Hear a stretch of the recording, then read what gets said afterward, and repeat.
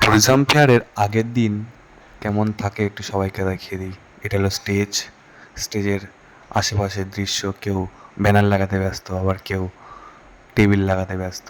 সবাই কিন্তু কোনো না কোনো কাজে যুক্ত, কারণ এর পরের দিন ট্যুরিজম ফেয়ার। বাংলার আনাচে কানাচে থেকে লোক কিন্তু এখানে ঘুরতে আসবে এবং উপস্থিত থাকবো আমরাও। একটু চা দেখতে পেয়ে চা খেয়ে নিলাম এবং কিছুক্ষণ পরেই বাড়ি ফেরার পথে বাবুঘাট দেখলাম, ভাবলাম একটু গঙ্গা মায়ের দর্শনই করে আসি। আসা হয় না এবং গঙ্গার জলে স্নান তো দূরের কথা, টাচও করতে পারি না। তো গেলাম গঙ্গা নদীর কাছে এবং ঘাটে গিয়ে দেখলাম যে দু চারটে মানুষ আছে, কিছু ছেলেরা স্নান করছে এবং অনেকে গঙ্গার সৌন্দর্য দেখতে এসছে।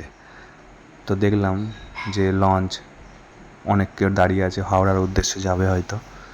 অনেকে দেখছে সেই দৃশ্য এবং আমিও একটু গেলাম এবং আশেপাশে দেখলাম যে ভালোই মানুষজন আছে এবং মোটামুটি, কারণ গঙ্গা এখন যা নোংরা হয়ে গেছে না, কলকাতার যত বর্জ্য গিয়ে জড়ো হয় এই গঙ্গাতে। তারপরে একটু ভাবলাম জলটা নয় টাচই করে যাই, যতই হোক গঙ্গা মায়ের ছোঁয়া। তারপর চলে গেলাম শিয়ালদা স্টেশনে, একটু দেখলাম এবং চারিদিকে ভালোই ভিড়। তারপরেই রওনা দিলাম বাড়ির উদ্দেশ্যে।